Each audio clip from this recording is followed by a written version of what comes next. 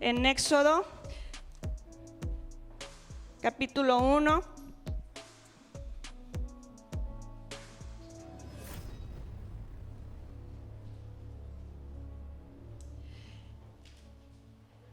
Éxodo capítulo 1 dice: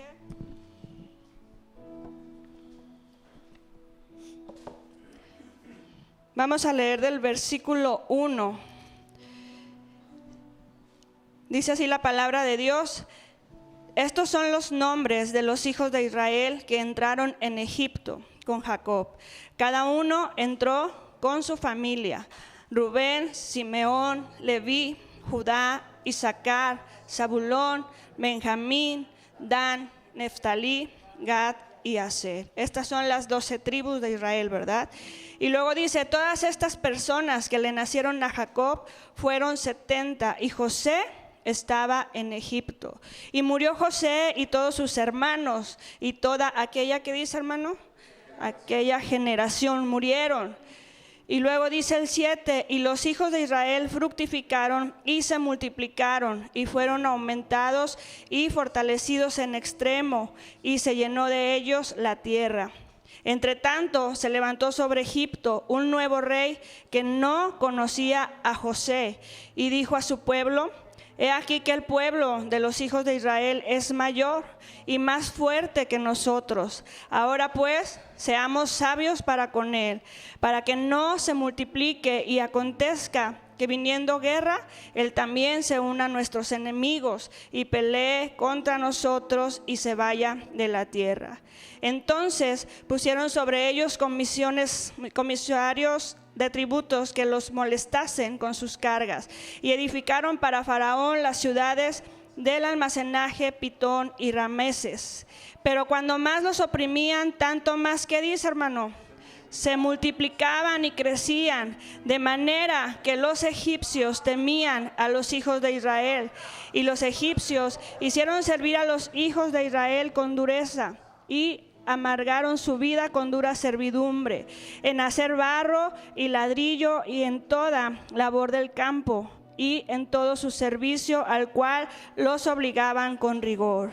Y habló el rey de Egipto a las parteras. Ponga atención en esto, hermano, porque dice: y las hebreas, a las parteras de las hebreas, una de las cuales se llamaba Cifra y otra Fua, y les dijo: cuando asistáis a las hebreas en sus partos y veas que el sexo si es masculino, él estaba refiriendo, dice: matadlo, y si es hija, entonces viva.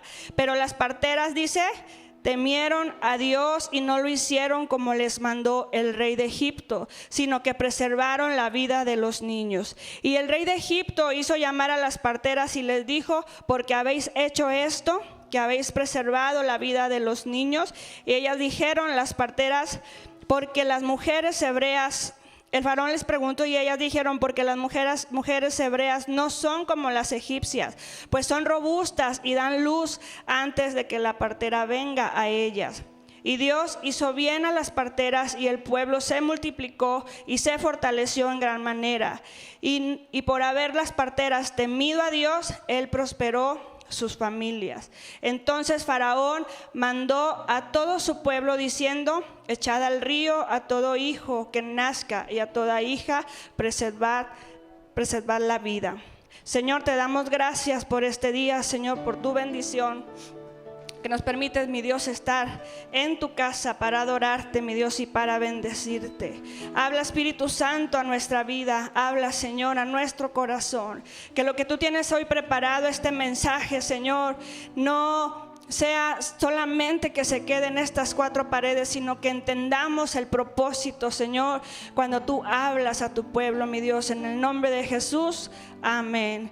Puede tomar su lugar, hermano. Y dirá: ¿por qué leímos tanto, verdad? Si yo normalmente le pongo a leer nomás 2, 3 versículos para que no permanezca mucho de pie. Pues hoy quiero adentrarnos un poquito a la historia de la vida de Moisés y del pueblo de Israel. Si vamos a la palabra de Dios, ahorita leíamos cómo Dios tuvo cuidado de la vida de Moisés. Yo le decía, ¿qué hicieron las parteras? Ellas tuvieron temor de Dios y no llevaron a cabo la orden del faraón. Y luego también nos dice esta historia que era lo que acontecía. Faraón no quería que el pueblo de Israel se siguiera multiplicando, tenía miedo. Pero antes de entrar a la vida de Moisés, tenemos que recordar cómo fue, pasajes anteriores, cómo fue que el pueblo de Israel llegó a Egipto.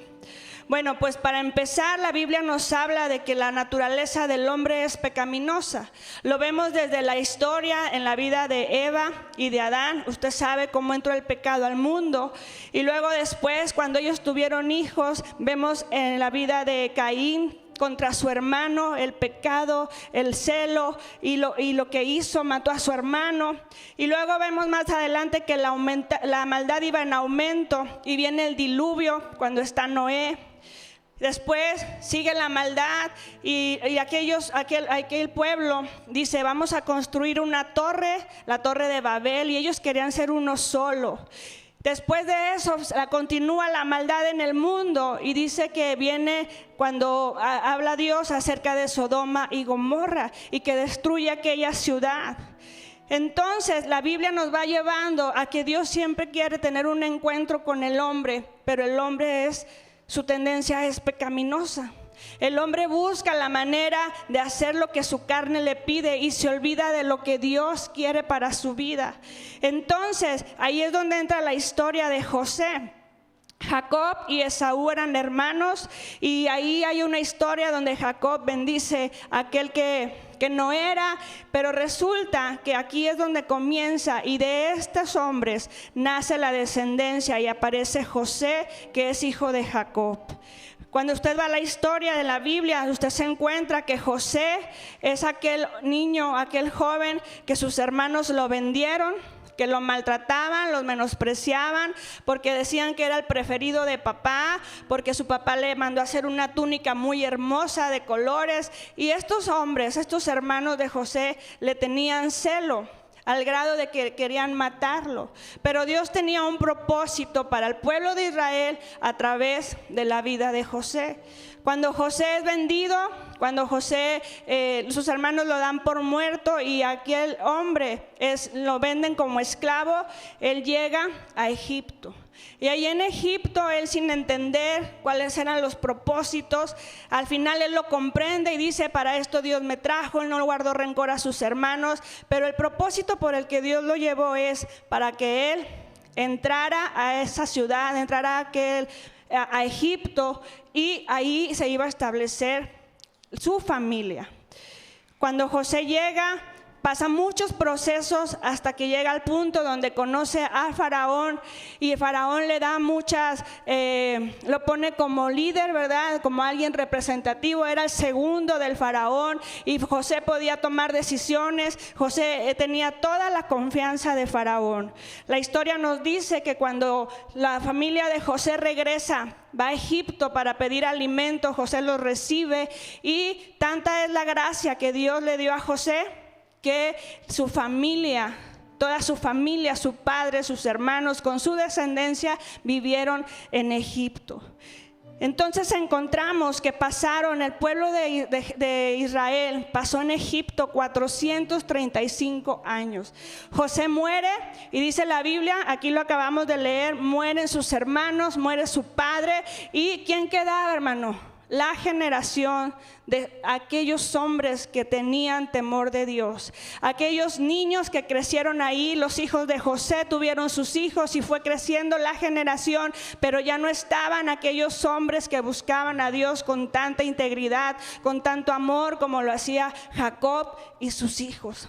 Ya no estaba José y la historia nos dice que pasaron 435 años el pueblo de Dios en Egipto, pero no estaban viviendo como cuando estaba José, que José era el líder y podían tomar de las tierras que ellos quisieran porque así lo había establecido Faraón. Ahora ellos estaban viviendo cautivos, estaban viviendo en prisión, estaban siendo esclavos, no tenían vida propia, trabajaban para los egipcios. Y entonces dice la historia en la palabra de Dios que el faraón se da cuenta que el pueblo está creciendo y busca la manera de que ellos no lo logren. Pero ahora no es el mismo faraón con el que José tuvo gracia. Ahora era otro hombre que no tenía temor de Dios, que no había conocido quién era Jehová, porque ya no se acordaban de lo que Dios había hecho a través de la vida de José. Y entonces aquí es donde entra la historia de Moisés. Y dice la Biblia que aquellas mujeres temieron a Dios y preservaron la vida de Moisés sin saberlo. Cuando el faraón les dice, quiero que maten a todos los que sean hombres, aquellos que sean niños, ustedes los van a matar, ellos dijeron, no podemos hacerlo. Y cuando el faraón se da cuenta, dice, es que antes de que nosotros lleguemos, ellas dan a luz sola, no podemos ayudarlas. Entonces el faraón busca la manera de que ellos no lo puedan hacer, les sobrecarga el trabajo a tal grado de que dice que lleguen cansados, que no tengan tiempo de nada, que doblen el esfuerzo, los trata como si fueran flojos. ¿Por qué? Porque cuando ya llega Moisés, él dice, yo no voy a dejar ir a este pueblo. Seguramente lo iba a dejar ir si era el que hacía el trabajo de los egipcios. Y la Biblia nos dice cómo es el acontecimiento cuando nace Moisés. Dice la Biblia que los padres de Moisés lo obtienen por unos meses nada más, por 3 meses, y luego lo ponen en el río y se queda por ahí una jovencita viendo a ver qué es lo que va a pasar. Lo toma la hija del faraón y le dice a aquella niña muy sabia, ¿verdad? Por parte de Dios le dice, si quieres te busco una mujer hebrea que lo pueda educar. A lo que la hija del faraón acepta, y aquí es donde comienza la historia de Moisés. ¿Por qué? Porque en los planes de Dios era que él conociera los principios bíblicos, que él conociera quién era Jehová, quién era Dios. Él iba a crecer en una tierra ajena, donde tenían muchos dioses, donde no sabían quién era Jehová, pero en su niñez él iba a aprender quién era Dios. Dios lo pone ahí, y a veces en la historia de Moisés nos topamos también cuando él mata a uno de los egipcios y él cree que nadie lo vio. Y aquí Dios nos dice que Él sabe todo lo que nosotros hacemos. Él dice, no pasó nada, nadie se dio cuenta. Dice la Biblia que lo escondió en la arena. Y cuando Él quiso ponerse como autoridad delante de dos egipcios que estaban peleando, le dicen, ¿y tú quién eres? ¿Tú cómo te crees juez para venirnos a decir, ¿te acuerdas lo que hiciste con el egipcio? Y entonces Moisés sale de aquel lugar, de aquella tierra, porque esto había llegado a los oídos de Faraón. Moisés, lo vemos que aprendió lo que era, quién era Dios. Lo había aprendido de niño. Y luego cuando Dios le hace un llamado, dice la Biblia que pues él sale a aquel lugar, encuentra a su esposa, se va a vivir con su suegro, y él estaba apacentando a las ovejas cuando de repente ve allá una zarza ardiendo y dice, ¿qué es aquello? Se acerca, y cuando está ahí le dice Dios, quítate tu calzado, y entonces Moisés entiende que es Dios que está ahí en la zarza, que es la presencia de Dios. Recordemos que él aprendió de niño, él no desconocía quién era Dios, y cuando escuchó su voz sabía que era Jehová. Y entonces ahí Dios le da un llamado. Y Dios le dice, quiero que vayas a Egipto, he escuchado el clamor de mi pueblo y quiero que salgan de ahí, y quiero que seas tú quien vaya y hable delante de Faraón. ¿Y qué fue lo que pasó con Moisés, hermano? Moisés puso muchos peros, ¿verdad? Muchas, es que yo no puedo, Señor, es que yo no sé hablar, es que yo qué le voy a decir a Faraón. Y luego el Señor le dice, bueno, pues va a ir Aarón contigo, yo te voy a decir lo que le digas, un intermediario para que él pudiera ser usado. ¿A usted le gustaría tener un intermediario, hermano? Yo creo que no, ¿verdad? Si queremos que Dios nos use, que nos use a nosotros. Y me sorprende mucho que Moisés no se dio cuenta que era Jehová de los ejércitos, y lo que le estaba diciendo, yo voy a rescatar a mi pueblo. Y que él le dice, es que yo soy tardo para hablar, y le pudo haber dicho, en lugar de decirle, es que yo no puedo, él le hubiera dicho, pues ayúdame. Y Dios era poderoso, sigue siendo poderoso y pudo haber hecho algo con Moisés, pero él lo único que dijo es que yo no puedo, yo no sé, ¿qué voy a decirle a Faraón? Y luego Dios le da unas instrucciones para que vea su poder y le dice, ¿qué tienes en tu mano? Pues tengo una vara, lánzala al piso y se va a hacer una culebra, y lo hace, tómala de nuevo y se vuelve a hacer una vara, y aún así Moisés dudó de lo que Dios podía hacer con él. Y luego le dice, ahora mete tu mano en tu pecho y sácala, y que aparece, y estaba su mano llena de lepra.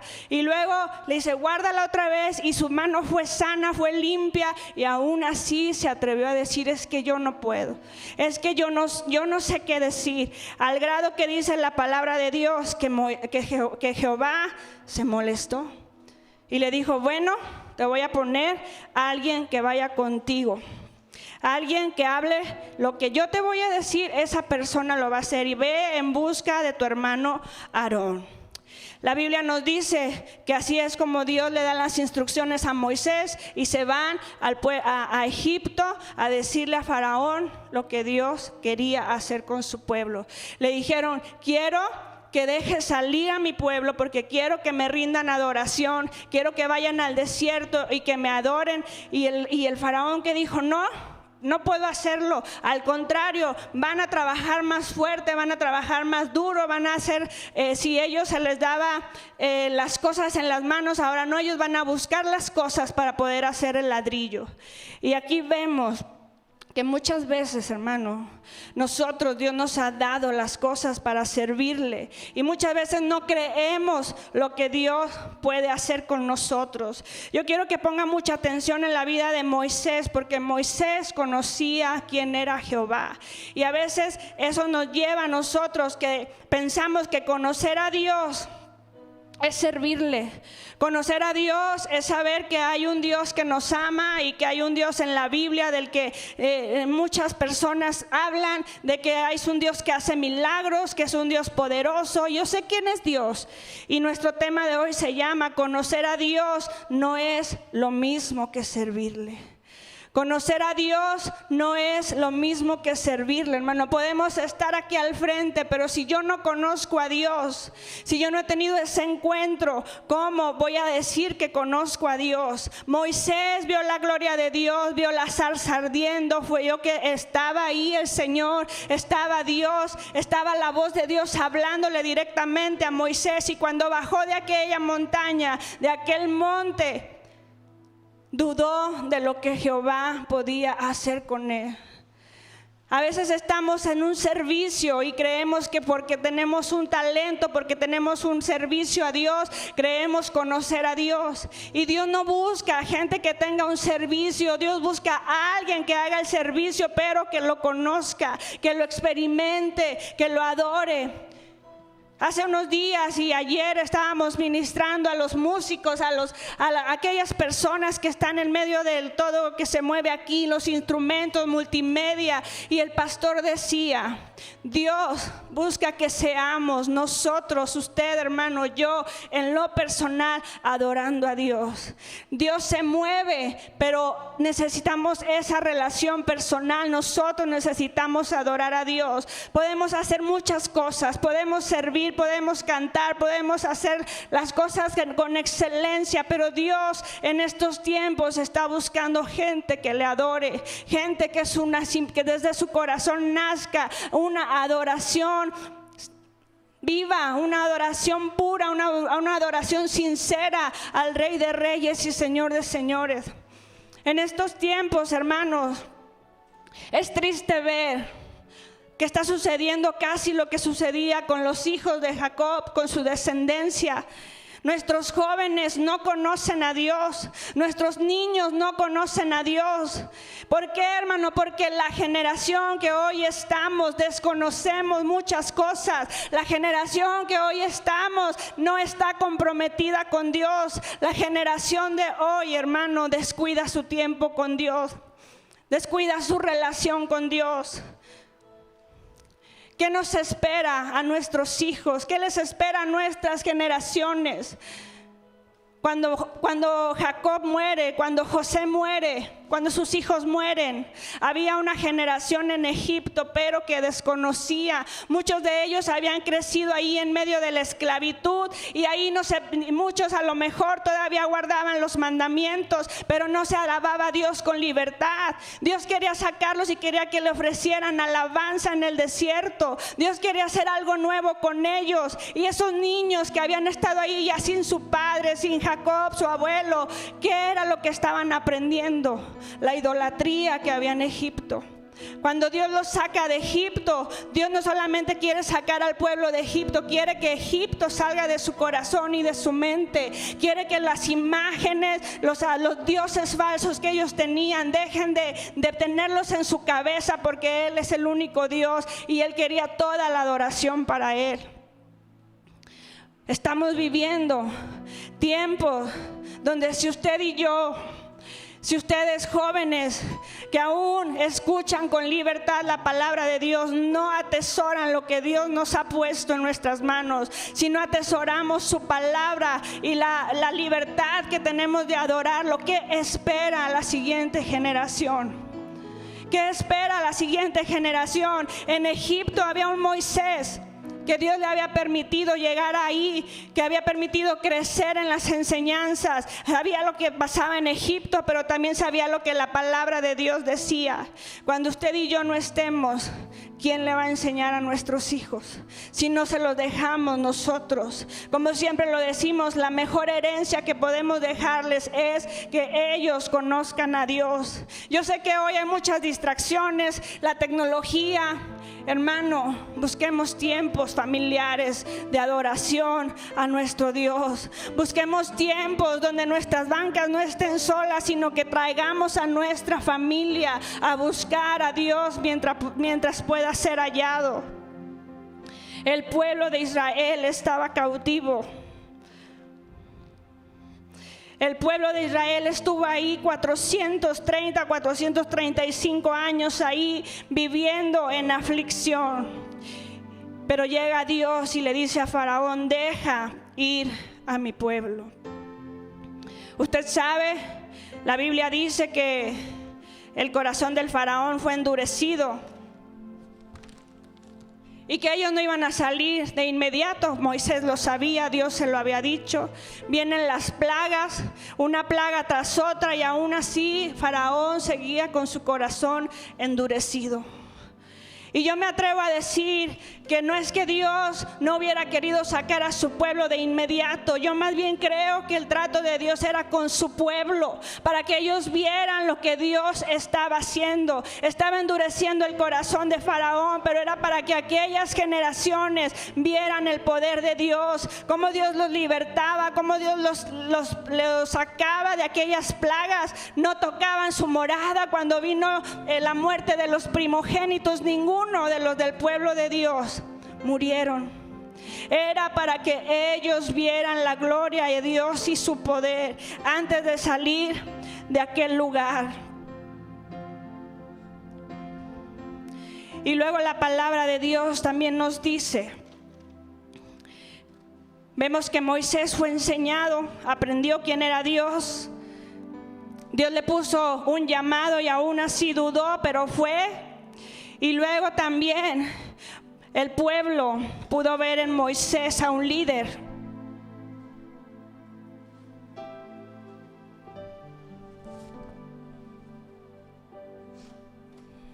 Cuando ellos renegaban, hermano, ¿a quién le reclamaban?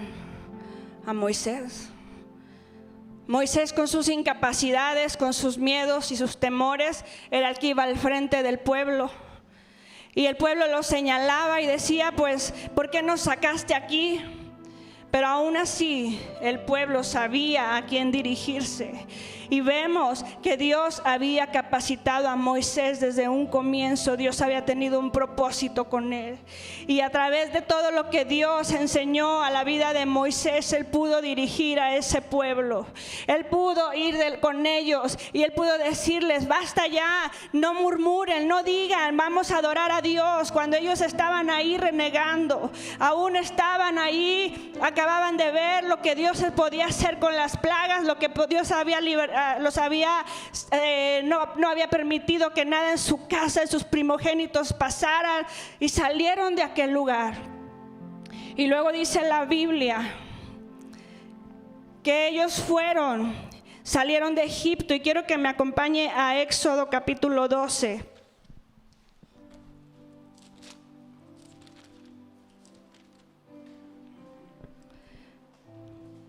14:12, perdón.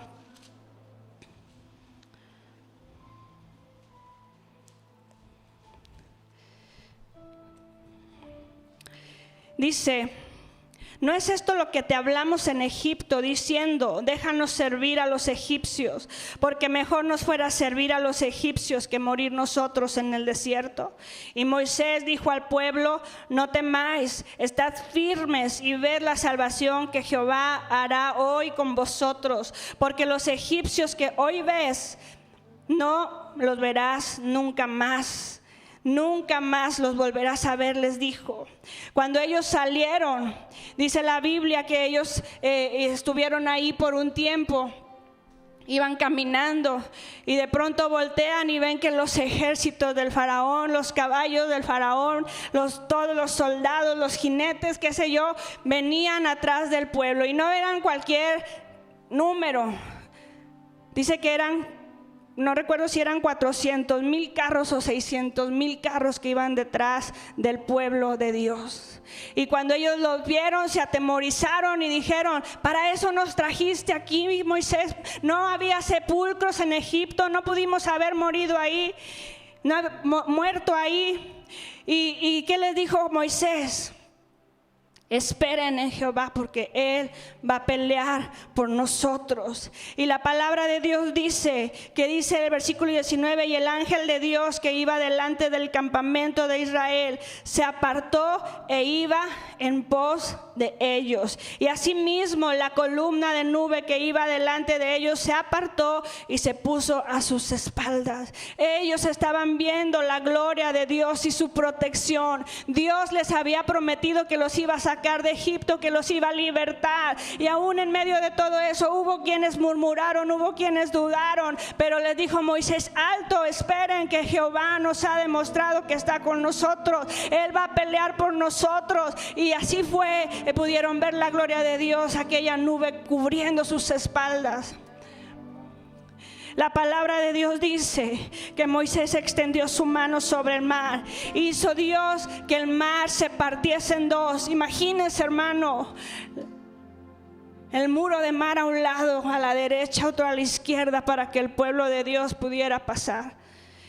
Y yo no me los imagino corriendo, porque dice que todavía aquellos hombres de Egipto, aquellos carros del faraón, iban a la mitad del camino. ¿Y qué sucedió, hermano? Cuando iban a la mitad del camino y el último israelita cruzó a la otra orilla en seco, Dios dio la orden de que aquellas columnas del mar volvieran a su lugar, y aquellos hombres fueron muertos. Faraón fue muerto y el pueblo de Dios pudo ver la gloria. El pueblo de Dios pudo pasar al otro lado y pudo ver la promesa de Dios cumplida, que Dios había rescatado a su pueblo amado, a su pueblo Israel. Estaban del otro lado, hermano.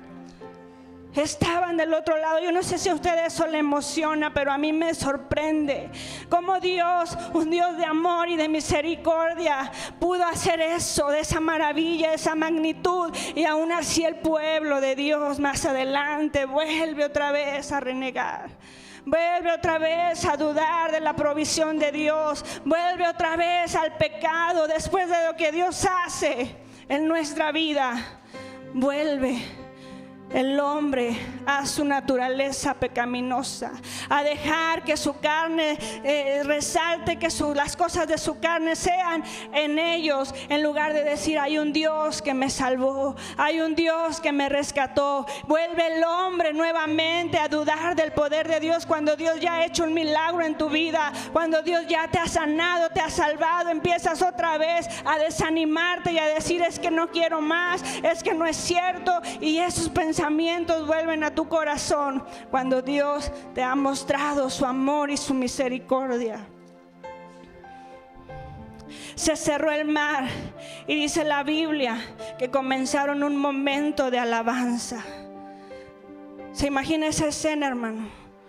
Cuando se vuelve el mar a juntar a aquellos hombres de Egipto que iban a alcanzar al pueblo de Dios, mueren, son sumergidos a la profundidad de la mar.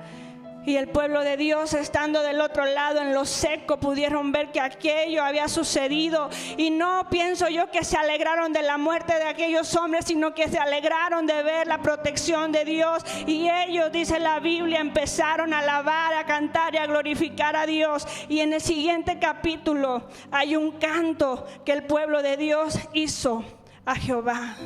Ellos conocieron quién era Jehová. Los niños que estaban ahí conocieron el poder de Dios, conocieron la gloria de Dios, y todos comenzaron a adorar, adorar, adorar y adorar al Señor.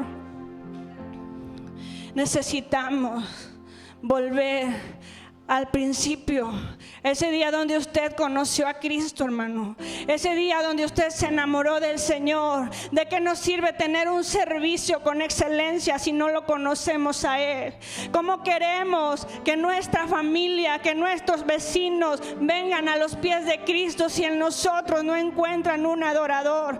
¿Cómo queremos que, por más que usted diga yo los invito a la iglesia, pero cuando llegan a su casa la ven decir cosas que no son agradables a Dios con sus actitudes, peleando con el de la tienda, hablando mal del hermano, de sus hijos?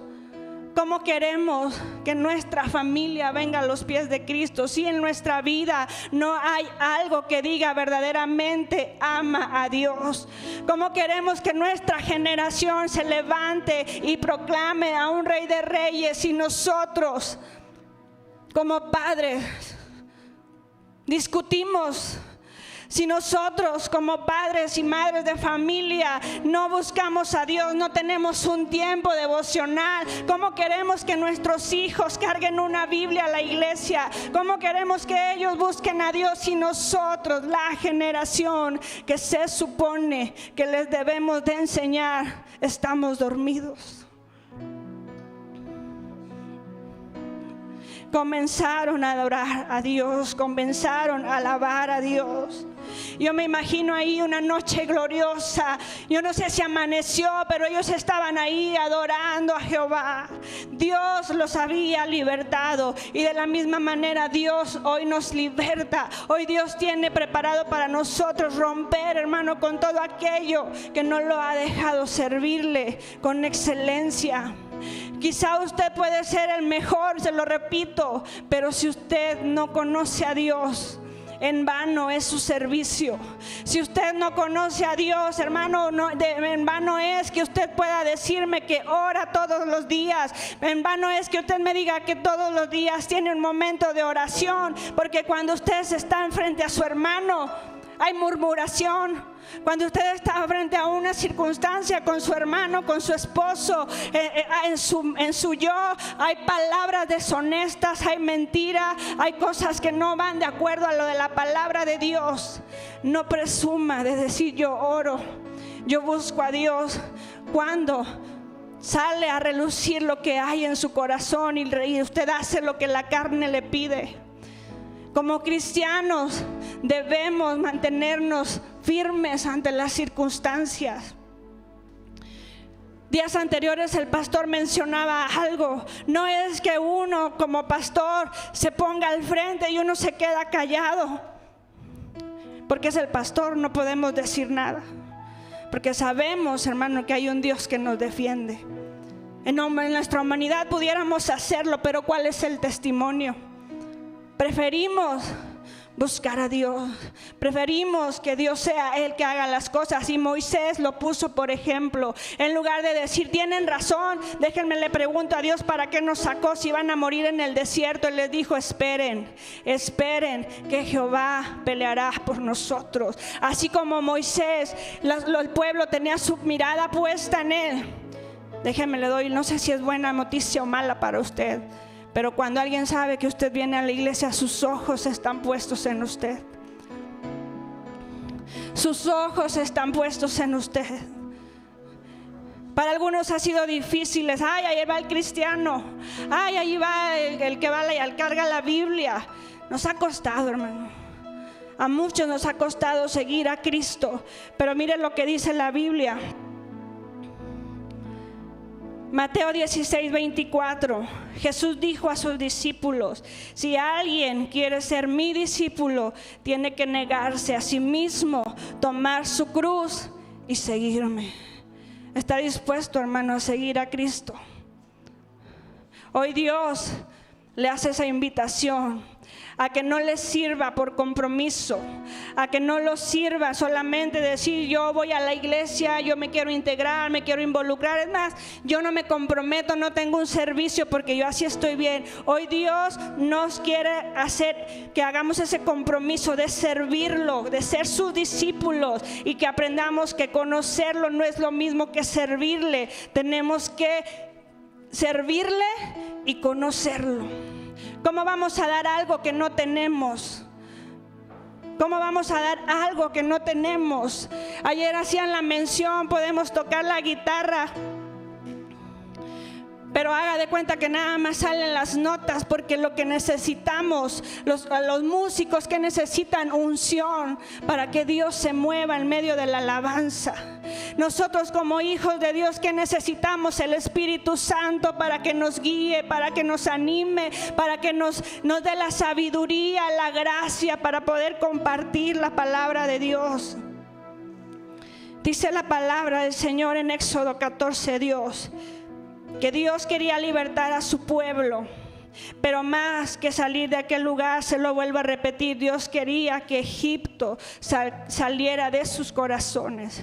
¿Qué quiere hoy Dios, hermano, que usted le entregue? ¿Qué quiere hoy Dios que usted saque de su vida? ¿Qué quiere hoy Dios que usted renuncie a aquello que no es de parte de Dios? Aquello que el pueblo de Egipto hacía, estaba acostumbrado a lo que los egipcios hacían, y Dios quería que se olvidaran de eso. Quiero invitarlo a que se ponga un momento de pie.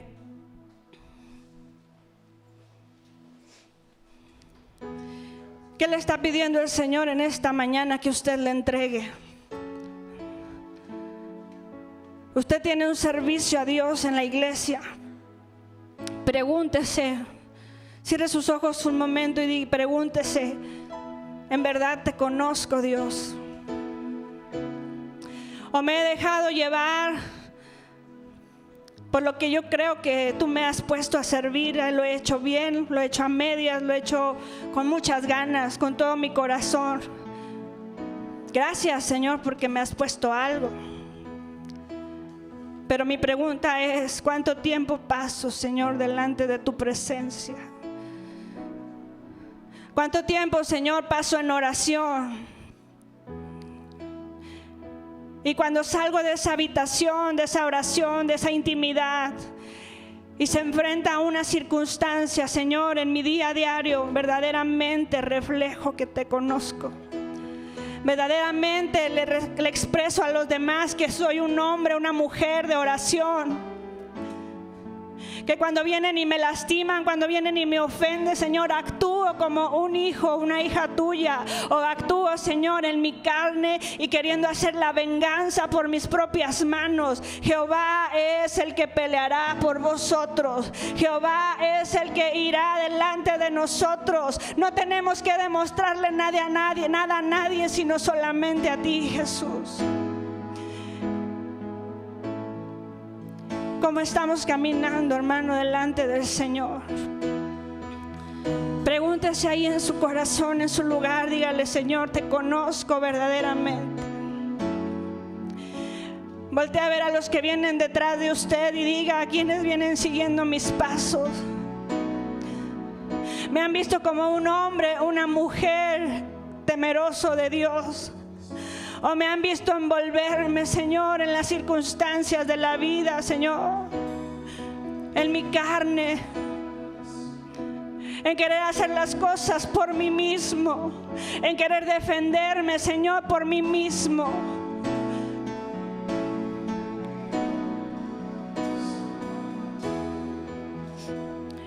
los jóvenes que están aquí, yo quiero decirles algo.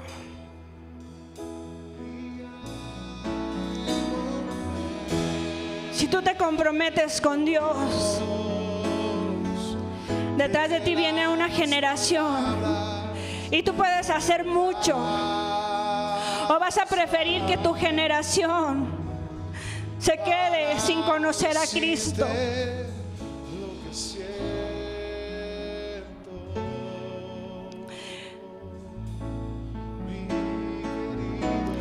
Yo quiero invitarlo, hermano, que ore a Dios unos momentos ahí en su lugar.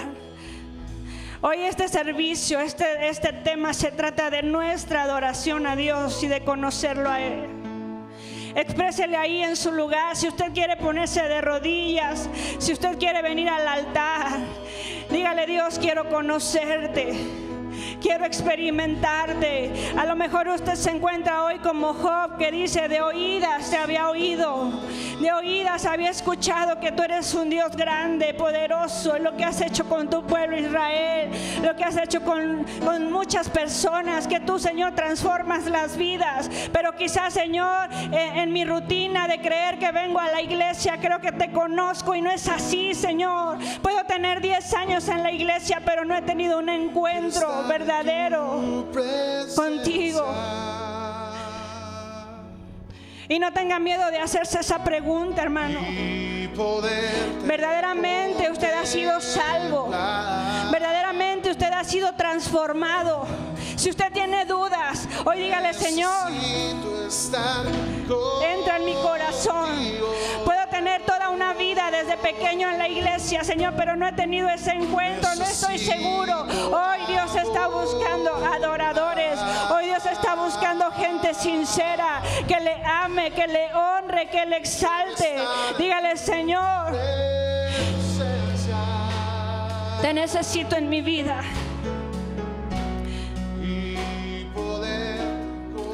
Saca de mí, Señor, todo aquello que no te honra. Saca de mi corazón, Señor, lo que yo he querido hacer por mis propias fuerzas. Cambia mi carácter, Señor, transfórmame, hazme una nueva criatura.